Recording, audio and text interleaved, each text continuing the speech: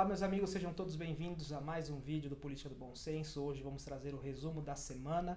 Eu sei que a vida real faz com que a gente se afaste e não consiga acompanhar todos os dias o que acontece.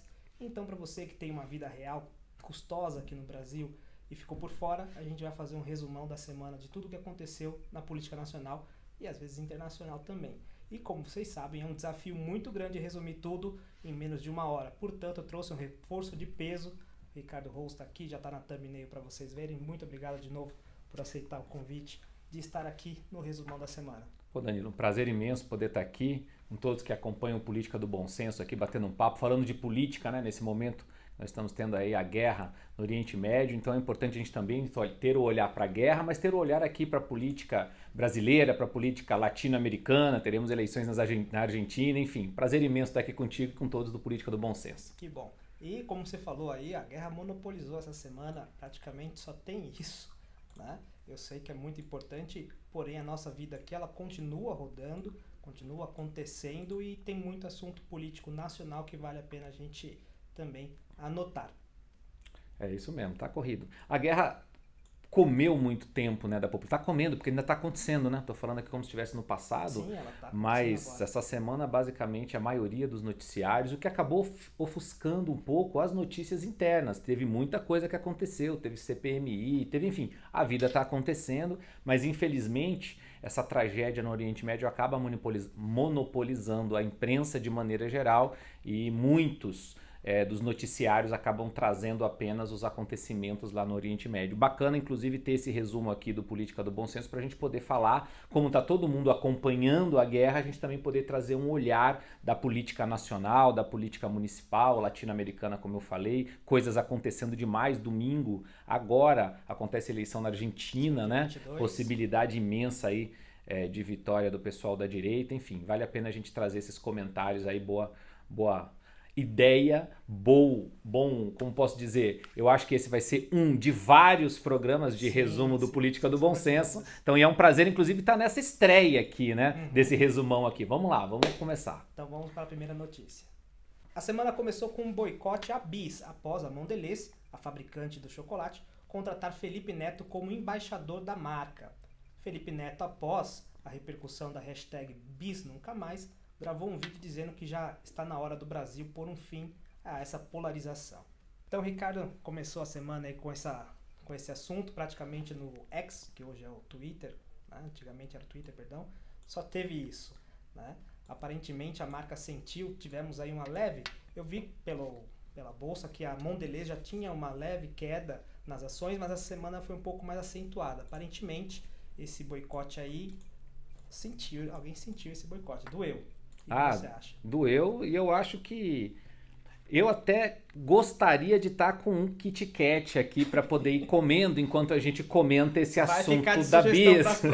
Vai ficar, porque olha só, bom, independente de quem a Mondelez escolhe para ser seu representante na América Latina, no Brasil, onde ela queira, a empresa privada pode ter seus movimentos aí com toda tranquilidade. Ela já vinha com uma queda, como você falou, nas ações. Elas se acentuaram sim, porque houve um baita de um boicote aqui no Brasil ao Bis. Por quê? Porque o Felipe Neto, ele sempre pregou a desunião ao longo de muitos meses. Ele bateu em muita gente da direita, ele não respeitou as opiniões das outras pessoas, ele foi extremamente radical na linha de pensamento dele ao longo de todo o processo eleitoral em 2022, ele criticou muita gente, ele cancelou muita gente. Agora que ele conseguiu aí, primeiro ele reclamou que tinha tido muito cancelamento de patrocínios. Ele fez um vídeo, virou um páreo ali porque se posicionou, na minha opinião, de forma equivocada na eleição. Mas ele se posicionou e tem esse direito, vivemos num país democrático.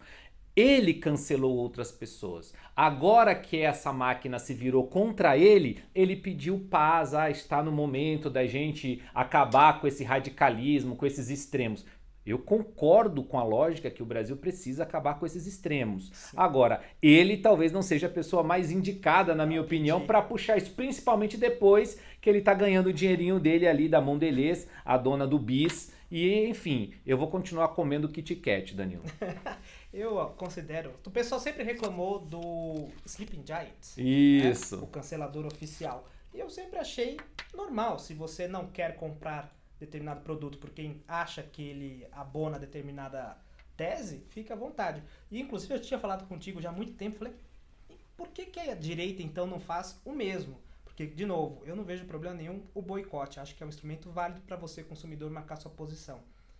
Porque não tinha, não estou falando que eu vou fazer esse movimento, mas porque ninguém ainda falou. Então, tudo bem, se vocês vão cancelar as pessoas de direita, a direita vai se posicionar também para não abonar produtos. O que é uma estratégia extremamente válida, como você falou. Vale lembrar que nos Estados Unidos existem posicionamentos tanto de canais de televisão, de emissoras de rádio e de empresas privadas muito mais definidos. Aqui no Brasil a gente não tem tanto esse hábito, não. A esquerda faz isso. Que é tudo neutro. Isso, aqui todo mundo finge que é neutro, mas todo mundo sabe quem tem os seus posicionamentos, à esquerda ou eventualmente à direita. Eu acho que isso que você falou é muito importante, porque na direita brasileira, essa direita inteligente, a direita que pensa, ela precisa se organizar melhor justamente nisso. Se ela apanha da esquerda com algumas táticas, e esses boicotes são táticas assim, você sabe, eu sou comentarista na Jovem Pan, e a Jovem Pan passou por um boicote fortíssimo com relação a isso. Exatamente. Então a direita também tem que aprender a se organizar, já que é legítimo esse instrumento, e de fato eu também acho, o consumidor que não gosta do posicionamento de uma marca, quando ela coloca ali o seu ponto de vista político, ele tem o direito de boicotar aquele produto A ou produto B. Então, a direita brasileira precisa aprender a se organizar bem para poder devolver essas táticas da esquerda na mesma moeda. Não estamos falando moeda ideológica, estamos falando essas táticas de boicote, por exemplo. Eu acho que é bem válido sim, e sigo eu no meu KitKat. Maravilha. Vamos para o próximo assunto. A AliExpress aderiu ao sistema de remessa conforme do governo federal. Agora a plataforma já cobra no ato da compra os impostos de importação e o ICMS. Compras abaixo de $50 estão isentas, cerca de R$250. Danilo, primeiro que eu acho que o governo federal fez um jeitinho bacana com esse remessa conforme aí para poder fazer aquela monitorada. Porque antes, vale que aqui o telespectador saiba bem, o nosso internauta aqui do Política do Bom Senso. Antes, as relações de consumo nesses sites chineses como AliExpress ou Shein e outros, eles enviavam para o Brasil como se fosse uma pessoa física enviando para outra pessoa física aqui no Brasil. E nessa condição, teoricamente, você tinha isenção de até $50. O que o governo fez foi negociar com algumas dessas empresas voluntariamente para que a empresa possa aderir a esse remessa conforme, e ela vai mandar então, enquanto pessoa jurídica, enquanto empresa, para os consumidores brasileiros, e os consumidores que tiverem gastos de até $50 são isentos do imposto de importação. Agora tem aí uma boa pegadinha para o cidadão que já está sentindo isso, porque a gente vê vários prints na internet, nas redes sociais, de gente que faz uma comprinha aqui, a comprinha vem quase que 3 vezes o valor. Por quê? Porque o imposto de importação até $50 é isento, mas não é isento o ICMS e outros impostos ou estaduais ou até mesmo federais que são embutidos no processo de compra internacional normal. Mas o ICMS, em torno aí de 17%, depende de cada estado, já vem embutido, e se a compra for superior a $50, aí você tem cerca de mais 68% de imposto federal. Vai dar quase 90%, quase 100%, 98%, 97%, vai depender do cálculo, de imposto em cima da sua compra. Então tem uma baita de uma pegadinha. Quem acaba tomando é sempre o cidadão contribuinte, que vai pagar mais caro. Aquela história de ter isenção de $50 nem sempre será verdade. E aqui eu faço um ponto que eu acho que é super importante, eu já tive a oportunidade de falar, Danilo, em outros lugares. Essa cobrança ela vai direto no bolso do cidadão de menor renda, do povo mais pobre. Por quê? Eu tenho a oportunidade de viajar eventualmente para o exterior. Eu viajo bastante até a trabalho para o exterior. Quando você vai para o exterior, e quem já foi para o exterior aí sabe do que eu estou falando, quando você retorna ao Brasil, você pode trazer até $1.000, $1.000, não são $50 não, $1.000 isentos de impostos. Então você pode comprar o seu produto lá fora, até $1.000 você traz. Agora o cidadão de menor renda, que não pode ir para o exterior nesse momento, ele por mais de $50, ele vai pagar agora ICMS e imposto federal embutido no preço da compra dele aí. Boa sorte pro povo. Esse imposto de importação é quase 90 e poucos por cento. É quase um produto a mais. É quase um produto que você vai deixar. Então o pessoal já está até gravando alguns vídeos aqui que você tem os produtos abaixo de $50, porém isentos, né, no sistema da AliExpress. Porém, quando ele passa um pouquinho dos R$250, vem uma alíquota muito grande. Assim, existe total desconformidade em relação a esse preço aqui. E também acho que uma coisa interessante da gente comentar é que eu vejo o governo errando, né? Muito se diz da indústria nacional, que isso foi uma medida para proteger a indústria nacional, porque o produto vem com um preço muito baixo e é uma concorrência desleal. Ao invés de nós darmos condições do produtor brasileiro também conseguir ter dinamismo e ter um preço mais adequado, não. Vamos aumentar o preço para todo mundo, no sentido que eu não vejo muito acerto a longo prazo, porque você tira a competitividade brasileira, né? Mais ou menos aquela reserva de mercado que tinha no governo militar, que não podia importar. Você mantinha uma falsa ideia de que a indústria nacional estava protegida, enquanto isso ela estava defasada. Tanto é que quando houve liberação do mercado, houve algumas quebras aí, porque descobriu que a realidade era muito difícil. E aqui eu vejo a mesma coisa, não foi dado condição das empresas terem competitividade. Então, ato ruim, na minha concepção, essa plataforma do Arremessa Conforme, além da questão do mais pobre ter que pagar, não foi a mais inteligente. Sim, eu complementaria o que você está falando. A gente tem um Banco Nacional de Desenvolvimento, que é o BNDES, que tem dinheiro, tem recurso, empresta dinheiro para organismos internacionais, como muitos de vocês já viram na internet aí, empresta para Cuba, empresta para Venezuela, empresta para a Argentina está aqui na porta aqui querendo pegar dinheiro com inflação de 124% ao ano. E vamos falar daqui a pouquinho sobre isso. Acho que o próprio BNDES podia fazer uma rede de apoio da indústria nacional, das empresas, principalmente esse modelo têxtil e calçadista, que é muito utilizado fora do Brasil. Ou seja, a galera compra muito nessa Shein, e até incentivar que essas empresas montem suas linhas de produção aqui no Brasil. No caso dessa especificamente que eu falei, essa Shein chinesa, ela está querendo de fato, diz que já tem um conjunto de lojas dela aqui no Brasil, não lojas próprias, mas parceiros brasileiros, sim, que produzem as suas roupas e que vendem nas suas plataformas. Talvez seja um caminho aí, sim. Mas eu acho que a lógica do remessa online é só para tirar um pouquinho mais de dinheiro. Esse governo está precisando arrecadar, porque senão ele não vai zerar o déficit fiscal no ano que vem, conforme o ministro vem prometendo aí. Eu já não acredito mesmo que vai zerar, mas a única possibilidade de se zerar esse déficit fiscal é aumentando a arrecadação. Não tem outro caminho, não. A CPMI do 8 de janeiro concluiu seus trabalhos. O relatório de Elisiane Gama foi aprovado por 20 votos a 11 votos. O relatório da senadora pediu o indiciamento de 61 pessoas. A principal delas é o ex-presidente Jair Bolsonaro pelos seguintes crimes: associação criminosa, tentativa de abolição violenta do Estado Democrático de Direito, tentativa violenta de depor o governo legitimamente constituído e emprego de medidas para impedir o livre exercício dos direitos políticos. A pena mínima somada desses crimes é de 16 anos. Olha, Danilo, é até difícil comentar esse relatório da senadora Elisiane Gama. Primeiro porque foi um relatório político, na minha opinião. Óbvio, a CPI é um ato político, Congresso, mas o que eu estou querendo dizer é que ela, enquanto relatora de uma CPMI de algo extremamente importante, vale ressaltar que esses atos do dia 8 de janeiro foram atos de vandalismo, na minha opinião, que devem ser punidos. Quem entrou na sede dos três poderes, Congresso Nacional, Supremo Tribunal Federal e no Palácio do Planalto, a sede do Poder Executivo em Brasília, deve ser punido. Não é assim que se faz discussão política saudável e inteligente. Ainda mais, pessoal, quem pensou que isso, a lógica de um golpe de Estado num domingo, Danilo, a pessoa não leu nenhuma cartilha, a pessoa não leu nenhum livro sobre política na vida. Porque como é que você faz um golpe de Estado num domingo onde não havia nenhum chefe de Estado, o presidente da República não estava no presidente, estava em Araraquara, interior de São Paulo, o presidente do Poder Legislativo, nem da Câmara dos Deputados, nem do Senado estava lá. Era um domingo, gente, não tinha nenhum pipoqueiro vendendo pipoca na frente da Praça dos Três Poderes, não tinha nada em Brasília funcionando. Quem conhece Brasília sabe, ali estava um vazio completo. Então não já tem... é um vazio já é um vazio de semana.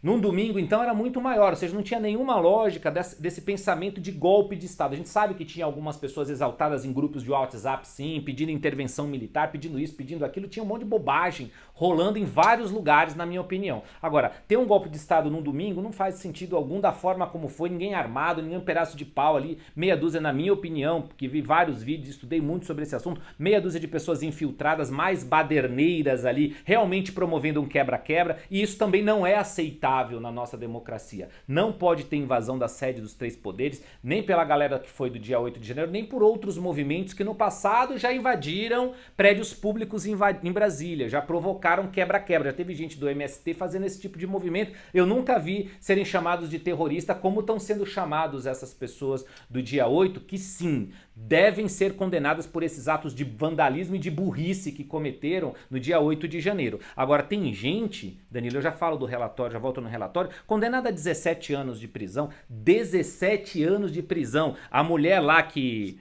esqueci o nome dela. Homicídio não chega a 17 anos. E essas mesmas pessoas que chamaram o pessoal do dia 8 de terrorista, de não sei o quê, não estão falando isso do Hamas agora na guerra. Muito pelo contrário, estão fazendo manifestação de apoio a um grupo que quer o extermínio do povo judeu. Olha que loucura, olha que tipo de gente é isso. Mas esse relatório, ele teve um viés totalmente político. Ele não citou pessoas que foram colocadas na cena do crime do dia 8, como por exemplo o general Gonçalves Dias. O general, vocês viram, saiu vazado muitos vídeos dele dentro do Palácio do Planalto, falando com as pessoas que estavam invadindo, dando água, abrindo porta. Então, óbvio, ele estava no dia, ele estava na cena, ele deveria estar sendo mais investigado, mas não teve quebra de absolutamente nada e ele não consta como indiciado, nem ele, nem outras pessoas. Teve o ministro da Justiça que não cedeu as imagens externas do Ministério da Justiça. Não sei o que aconteceu, porque já que todos estão imbuídos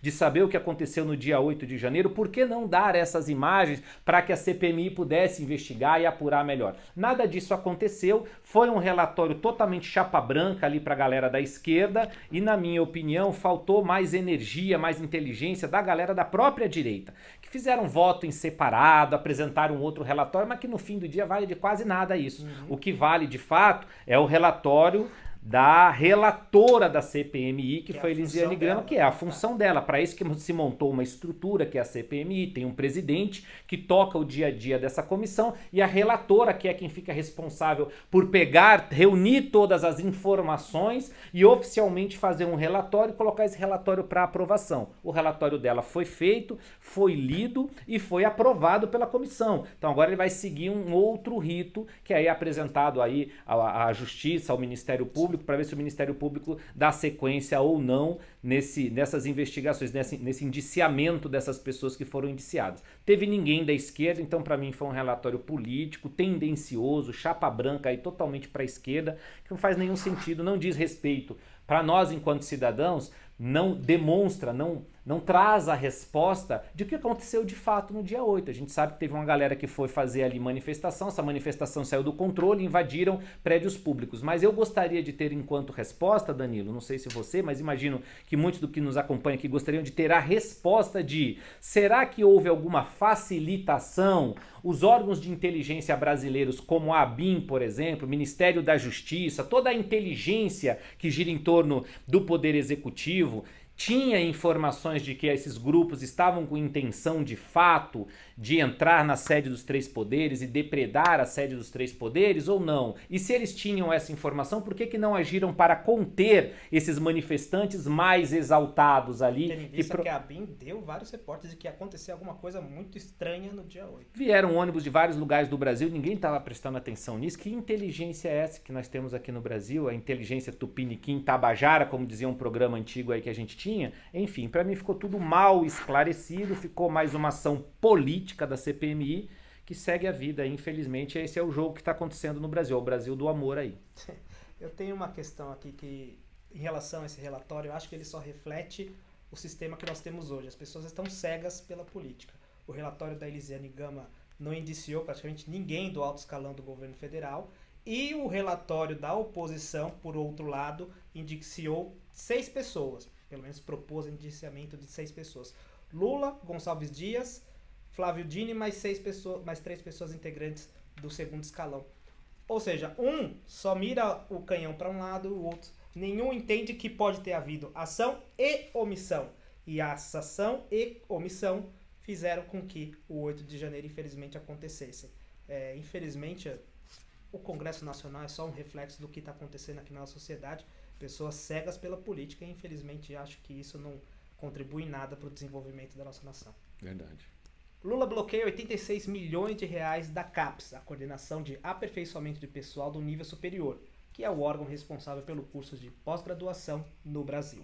Danilo, eu acho que essa informação ela deveria dizer muito mais. Fala sobre o nosso país, a importância que a gente dá para a educação brasileira, para a formação de pessoal de nível superior, enquanto a China, eu tive a oportunidade de fazer um curso livre na Universidade de Harvard por 2 oportunidades, e a segunda vez que eu fui, me chamou muita atenção a quantidade de asiáticos que tinham espalhados pelo campus da universidade, pelos diversos, quem conhece lá, enfim, são diversos prédios.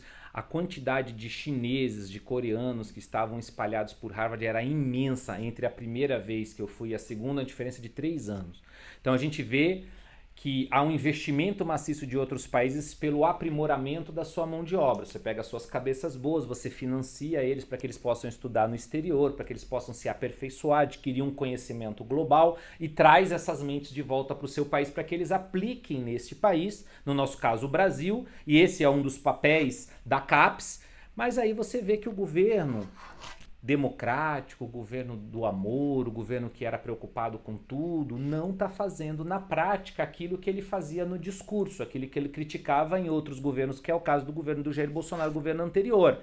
E ele vai lá e bloqueia 86 milhões, ou seja, as pessoas que estavam esperando a bolsa da CAPES para fazer seu doutorado, seu pós-doutorado, seu mestrado e tal, foram pegar o dinheiro e não tinha dinheiro, porque o dinheiro estava bloqueado. Aí você vê a preocupação que o nosso país tem com a educação. É praticamente zero, salvando um ou outro ator. Ator que eu falo é agente político de um estado, de um município, ou de uma ONG, que está realmente preocupado com a educação. Nós aqui no Brasil não temos essa preocupação, Danilo. E não é de agora, não. Educação se tornou um direito social na Constituição de 88, muito apenas. Recente, muito recente que a gente de fato falou, olha, o Estado brasileiro tem que se preocupar com a educação é um direito do cidadão e nós, Estado, temos que de fato fornecer isso. Só agora, muito recentemente. Então, de fato, o reflexo de tudo isso é que nós estamos entre os 10 piores países nos indicadores internacionais na qualidade de educação, em leitura, em matemática, em ciências, na própria análise do governo, chamada IDEB, que é um indicador aqui brasileiro, nós temos notas péssimas.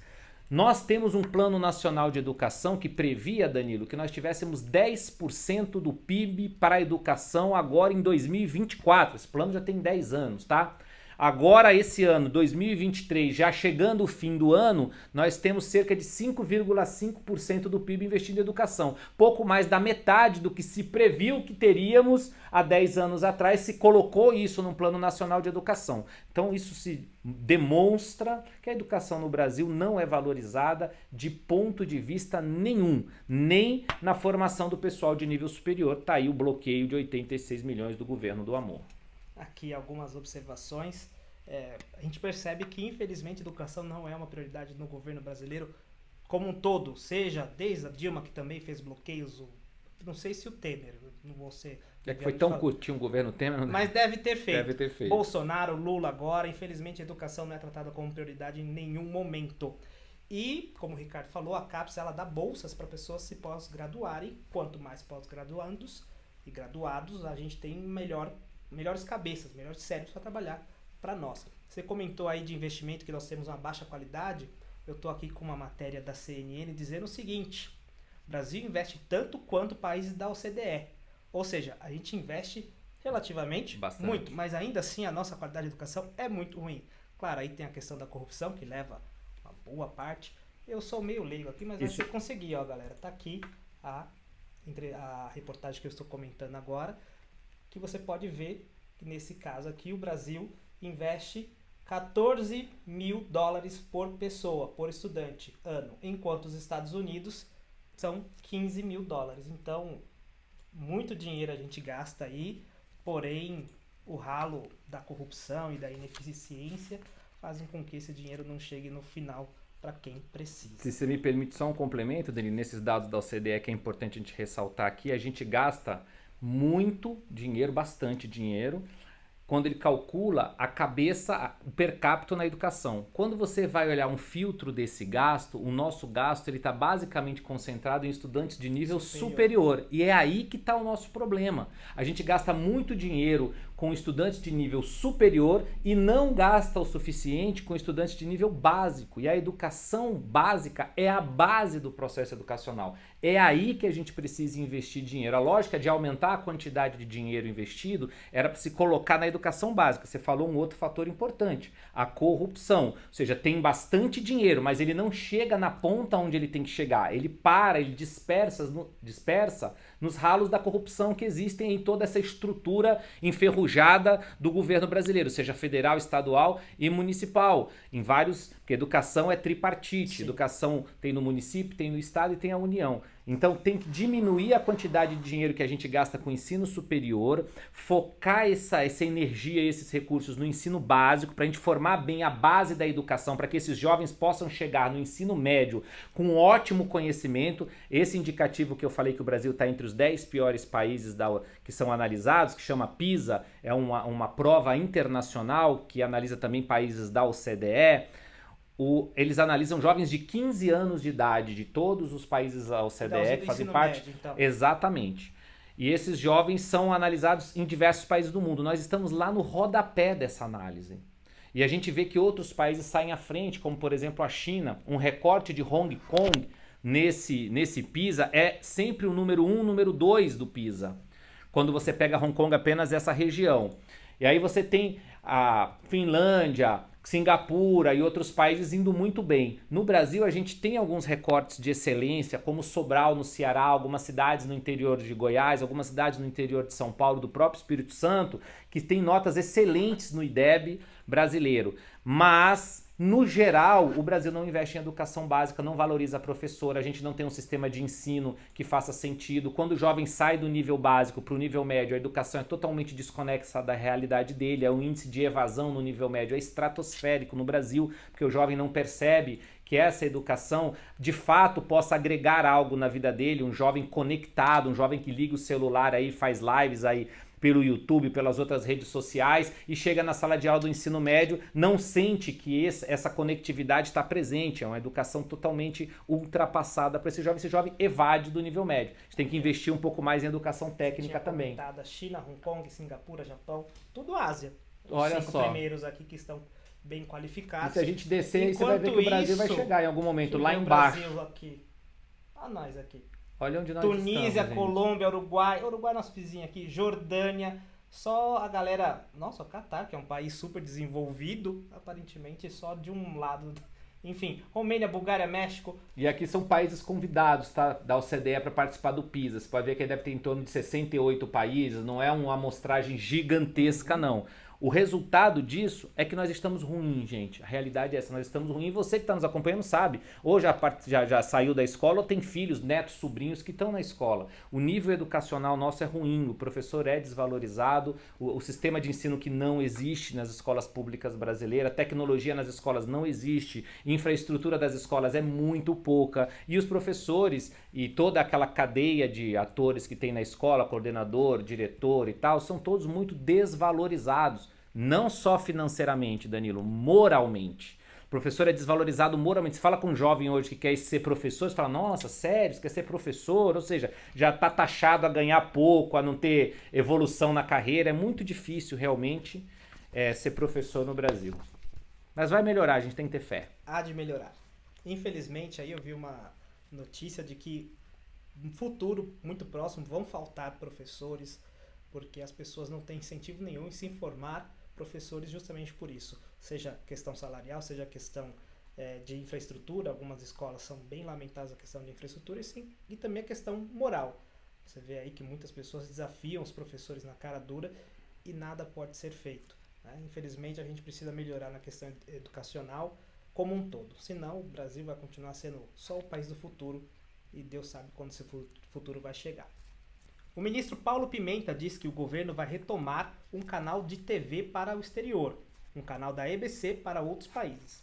A ideia é que conteúdos preparados para esse canal promovam o Brasil no exterior. O presidente Lula, nas viagens internacionais, ele se ressente muito que ele não encontra, né, conteúdo que mostre o Brasil, que divulgue as coisas do Brasil.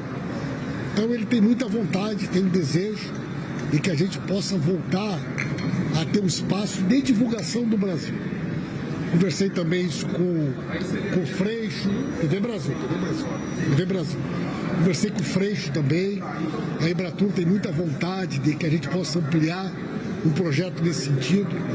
Nós temos muito conteúdo audiovisual de qualidade que a EBC possui, muita produção dessa parceria com as universidades. Então a gente pensa num projeto para poder mostrar ao Brasil aquilo que o Brasil tem de bom e divulgar e realmente ser, né, uma oportunidade das pessoas conhecerem o Brasil e saber aquilo que está acontecendo aqui no nosso país.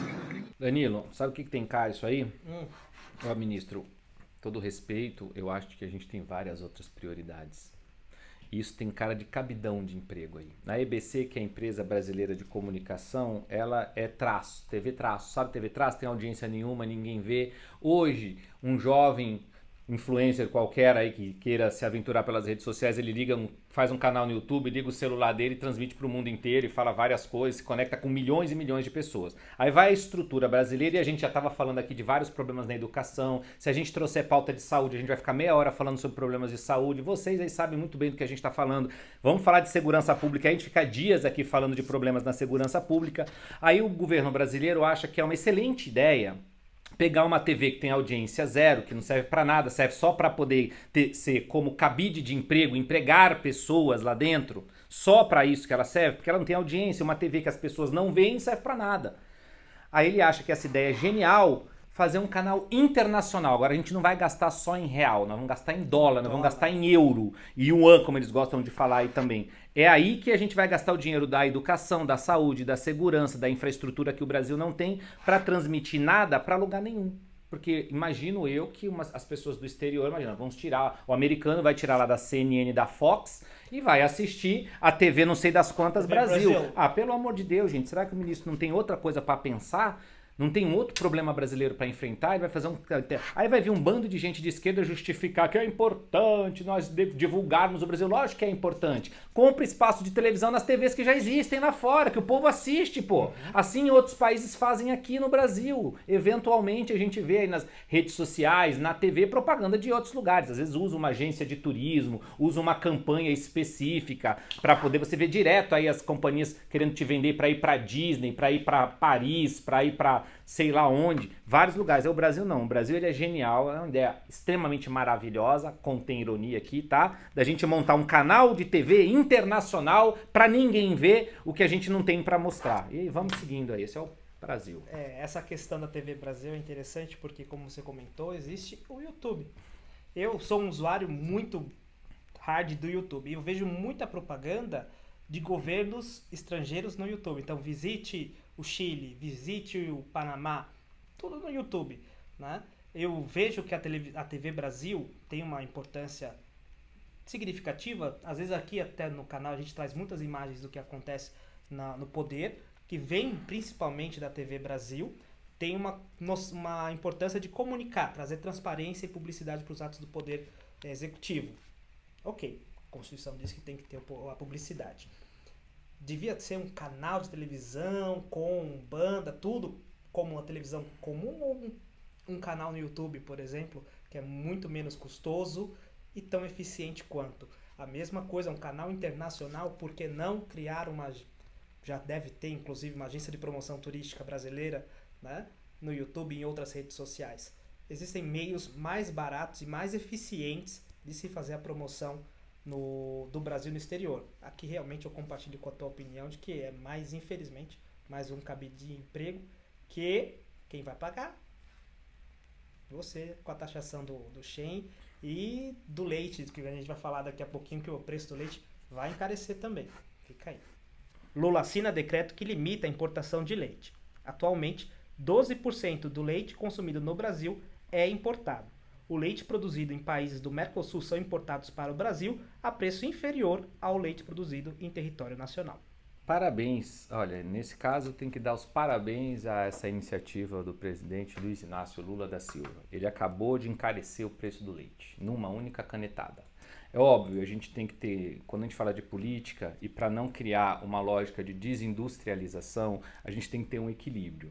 Só que olha só, 12% do leite que é consumido no Brasil é importado. E esse leite importado chega ao Brasil mais barato do que o leite que é produzido no Brasil. Vai pensando aí. Então, se hoje 12% do leite que a gente consome é importado e ele é mais barato, o preço do leite hoje está aqui por causa dessa cota de importação. Quando o Lula limita essa cota de importação, ele elimina a possibilidade de a gente baratear o leite. Porque agora a gente já tem um custo de produção do leite mais elevado, com menos possibilidade de importação, nós vamos aumentar o custo do nosso leite. Então é possível que o leite aumente nos próximos dias, mesmo que numa quantidade pequena. E aí a gente precisa ver se o efeito disso é de fato fortalecer a nossa indústria, se vai ter este impacto de fortalecimento, que eu acho que não, porque essa limitação não está vindo acompanhada da liberação de linhas de créditos específicas, seja do BNDES ou de qualquer outro ministério específico, para a gente aprimorar esta produção de leite que a gente tem no Brasil. Se não for uma ação conjunta, esquece, só vai aumentar o preço do leite, é só uma briga momentânea. Daqui a pouco vai haver uma pressão de fora para que a gente mude essa lógica aí. 12% do nosso leite é importado. Aqui tem duas possibilidades. Ou nós já chegamos no limite da capacidade produtiva, já tem todo mundo que produz no 100% e não consegue suprir a demanda, a gente tem que comprar. Ou, como eu falei aqui, o preço lá de fora é menor do que o daqui, que traz de novo a discussão que a gente falou lá na AliExpress, que de novo,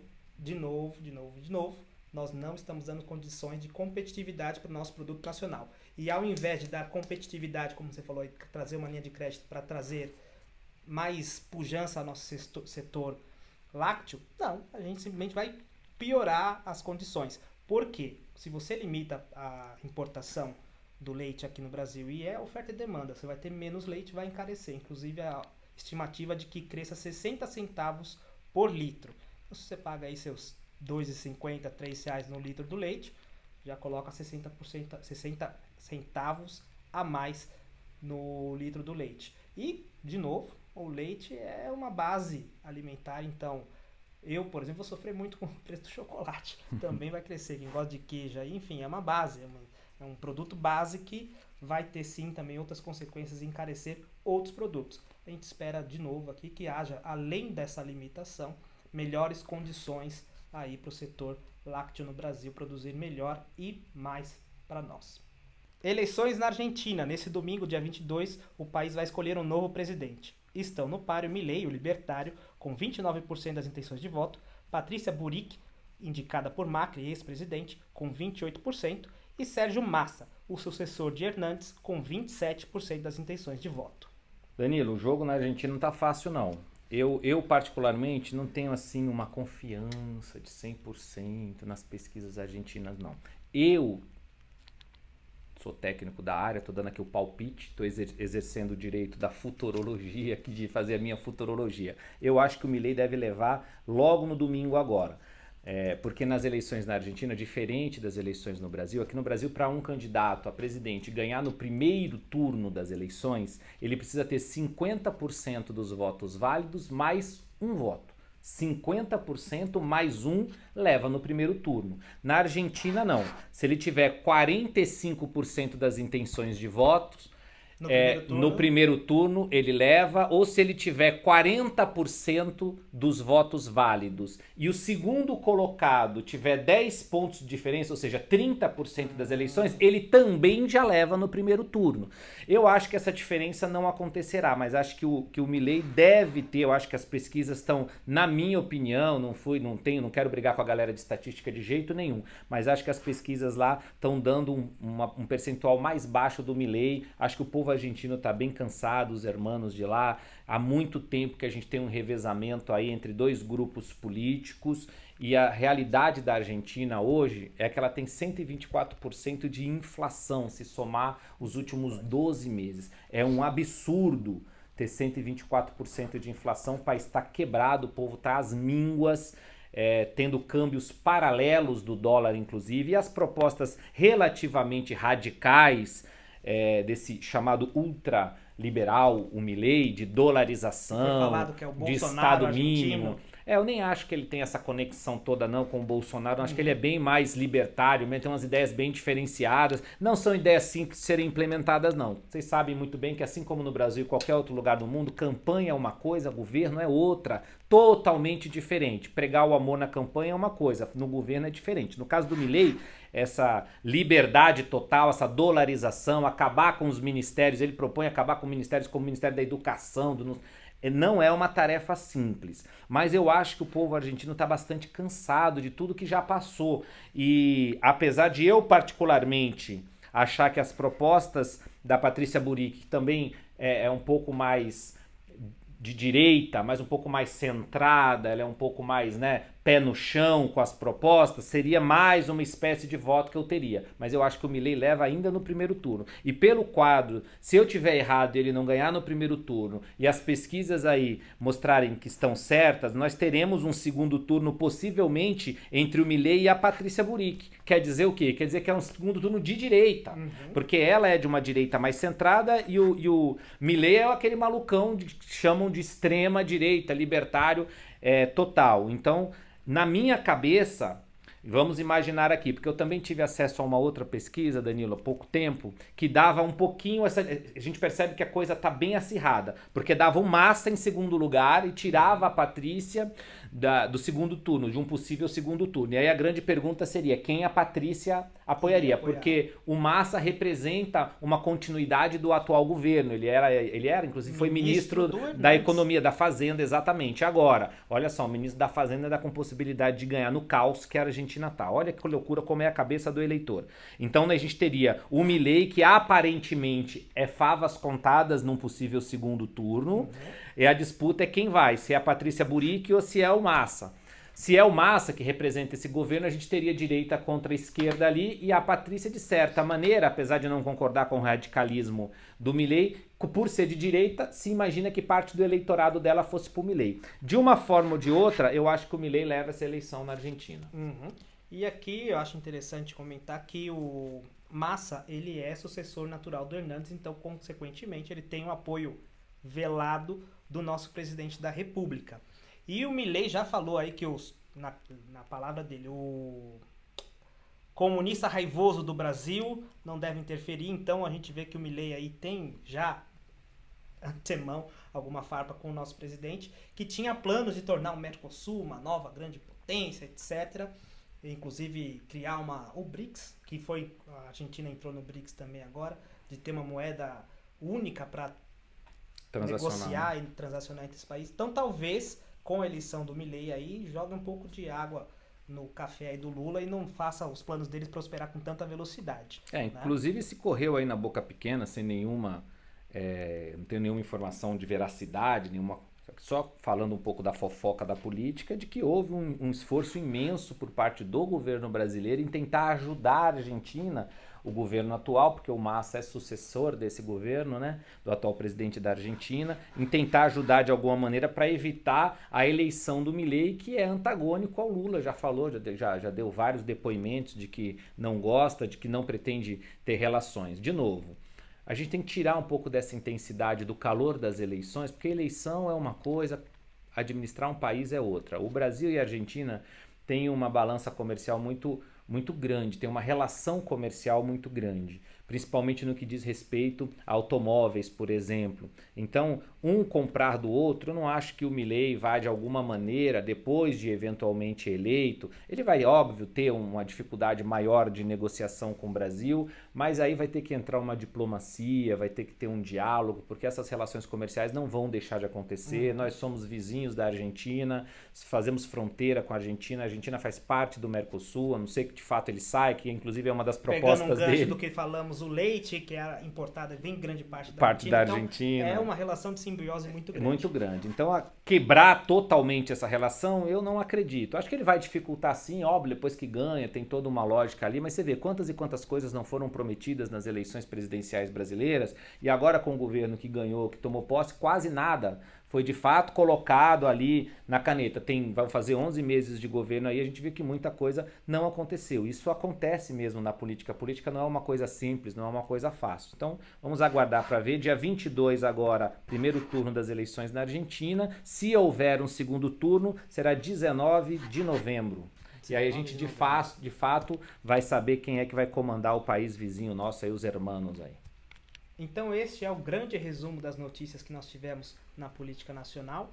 Eu espero que vocês tenham gostado e tenha trazido aqui bastante informações para vocês que não tiveram condição de acompanhar no momento em que elas saíram. Eu espero que vocês gostem. E esse projeto, como o Ricardo falou aqui, a nossa intenção é de que façamos todas as semanas para trazer informação para você e deixá-lo bem informado. De antemão, de novo, Ricardo, muito obrigado. Ricardo já é uma figurinha repetidíssima aqui no canal. E se ele permitir, ele vai continuar vindo aqui, se for do agrado dele. Para mim seria uma honra dele poder continuar. Adoro vir no Política do Bom Senso. Agora com essa ideia aí essa revista eletrônica de resumo político, achei o máximo, porque na correria do dia a dia é sempre difícil a gente acompanhar tudo. A gente pega uma coisinha aqui, outra ali. E aqui você traz um resumão do que aconteceu na semana, de vários pontos de vista aí, eu achei muito bacana mesmo. Vai ser um prazer poder continuar esse projeto com você. Maravilha, e principalmente essa semana que Israel monopolizou os debates aqui, então a gente vai trazer também, sempre que tiver algum assunto que está muito, a gente vai trazer os que não foram tão comentados para que você fique sempre bem informado. Então, novamente, aqui o de sempre, se você já é de casa, deixa o seu like, compartilhe esse vídeo no grupo da família para que mais pessoas tenham informação. E se você está chegando agora com a base do Ricardo aqui, seja bem-vindo ao canal do Política do Bom Senso, vejam também outros vídeos, tenho certeza que algum deles vai cativar você. Se inscreve no canal, é muito importante para trazer também um indício de que a gente está no bom caminho e continuar os nossos trabalhos. Por esse vídeo é só, até uma próxima.